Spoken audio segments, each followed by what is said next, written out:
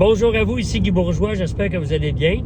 Alors aujourd'hui, je vais vous parler d'un terme pas trop connu, puis il n'est pas de moi, là, mais devenir un penseur de possibilités.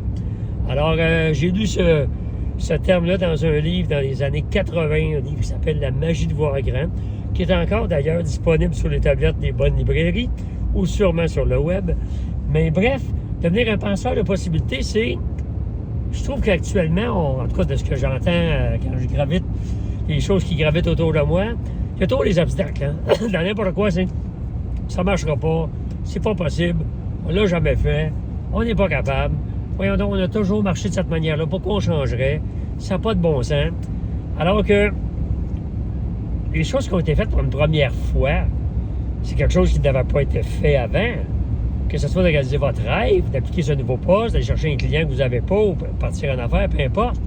Ça n'avait jamais été fait avant. À un moment donné, ça a été fait. Regardez autour de vous, tout ce qui a été inventé n'existait pas avant. Il y a eu un jour un, à un moment donné. Alors, devenir un penseur de possibilités, c'est de penser que c'est possible. On pourrait simplifier en disant voir le verre à moitié plein plutôt que le verre à moitié vide. Mais c'est juste à chaque fois qu'on arrive devant un défi, un obstacle ou bien tout simplement un projet, évidemment, le bruit ambiant autour va nous dire ça se peut pas, ça s'est jamais fait, puis là, vous regardez les journaux, puis l'économie, ben voyons donc la récession, puis la ci, puis tout ça, ben voyons donc. Mais la réalité, c'est que ce que vous entendez, le bruit ambiant autour qui vous dit non, ça se peut pas, c'est pas eux les obstacles, c'est vous l'obstacle. C'est vous qui êtes le principal obstacle.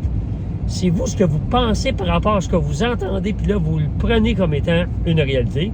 Ben non, ça s'est jamais fait, ou ben non, je suis pas capable, ou ben non, j'ai déjà essayé, j'ai raté mon coup, donc j'essayerai pas. Donc, puis des fois, on finit par se convaincre de dire, oh non, finalement, j'ai pas le goût de tant que ça, ou je suis pas sûr à l'âge que j'ai, ou vu que j'ai pas les diplômes, oh finalement, c'est peut-être pas pour moi. Tout ça, c'est vous qui dites ça. Donc, vous êtes votre principal obstacle. Devenir un penseur de possibilités, c'est de ne jamais abandonner avant d'avoir essayé au moins 5 fois. Pas essayer une fois, ni 2 fois, ni 3 fois. Qui est bon après avoir essayé une fois ou 2 fois? Dans n'importe quoi? Personne. Mais être capable d'essayer au moins 5 fois. Alors, après avoir essayé 5 fois, croyez-moi, vous allez devenir capable parce que vous allez avoir raffiné votre façon de faire. Vous allez avoir appris des fois précédentes. Donc, s'il vous plaît, au mois de février, mars, tous les mois qui viennent, devenir un penseur de possibilités. Vous allez voir, tout est possible. C'est ça tout le monde. Bye bye.